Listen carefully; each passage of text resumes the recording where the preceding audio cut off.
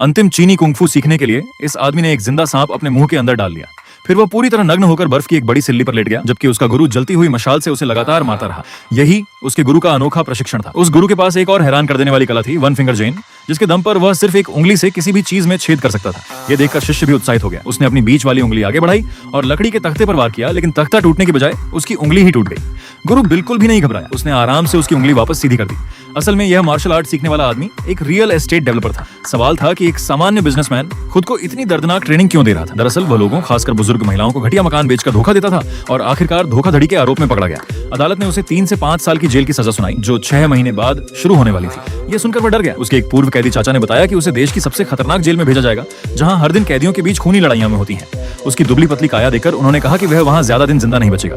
इसलिए उसने तुरंत ताइक्वांडो सीखना शुरू कर दिया। लेकिन वहां का प्रशिक्षक उसे रोज छोटे बच्चों के साथ अभ्यास करवाता था। इस बात से वह बहुत नाराज हो गया। उसे जल्दी से जल्दी सबसे खतरनाक लड़ाई की कला सीखनी थी। तभी एक रहस्यमयी आदमी उसके सामने आया। उसने सिर्फ एक हल्के मुक्के से दीवार में छेद कर दिया और आधे घंटे तक अपना हाथ आग पर रखे रहने के बावजूद जरा भी नहीं जला। उसे यकीन हो गया कि यही वो महान गुरु है जिसकी वह तलाश कर रहा था।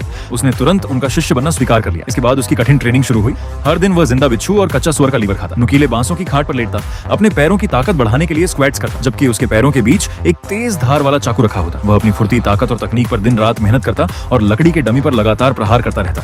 लगातार 6 महीने की कठिन मेहनत के बाद उसने आखिरकार वन फिंगर जैन की गुप्त कला सीख ली। सबसे पहले वह उसी ताइक्वांडो प्रशिक्षक के पास गया जिसने कभी उसका मजाक उड़ाया था और उसे आसानी से हराकर बदला ले लिया। अब उसके अंदर पूरा आत्मविश्वास आ चुका था और वह जेल जाने के लिए तैयार था। जेल ले जाने वाली बस में ही पहला खतरा सामने आ गया। उसके बगल में बैठा एक हट्टा कट्टा कैदी उसे परेशान करने लगा और बोला, अरे जान, तुम्हारा कोई नाम नहीं है क्या? उस आदमी ने तुरंत उसका हाथ इतनी जोर से दबाया कि वह दर्द से चिल्लाने लगा और चुप हो गया। जेल का नियम साफ था, या तो दूसरों को डराओ या खुद डर कर जियो। जेल पहुंचने पर एक दोस्ताना कैदी ने उसे चेतावनी दी कि किन लोगों से दूर रहना चाहिए।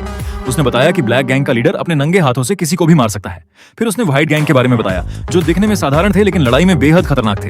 और सबसे खतरनाक था एक विशालकाय कैदी जो किसी गैंग का हिस्सा नहीं था, लेकिन उसकी ताकत इतनी जबरदस्त थी कि पूरी जेल उससे डरती थी। यह सुनकर उस आदमी ने फैसला किया कि सबसे पहले उसी विशालकाय कैदी को हराना होगा। वह उसके पास गया, उसे लड़ाई के लिए उकसाया और सभी कैदियों को यह मुकाबला देखने के लिए बुला लिया। विशालकाय कैदी गुस्से में अपनी मांसपेशियां फुलाकर उसकी ओर दौड़ा, लेकिन हमला करने से पहले ही उस आदमी ने उसके चेहरे पर जोरदार थप्पड़ मार दिया।